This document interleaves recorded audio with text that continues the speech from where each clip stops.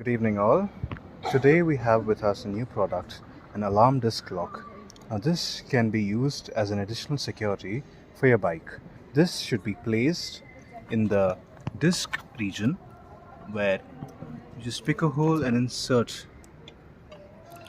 the bar. After doing that, this is how you know it's secure. It'll make a beeping noise. As soon as you try to remove it, it'll make a loud noise, thus alerting the people nearby. For disabling, you just need to insert the key and remove it. This can be purchased from Amazon and it will help for the additional security of your bike. Thank you.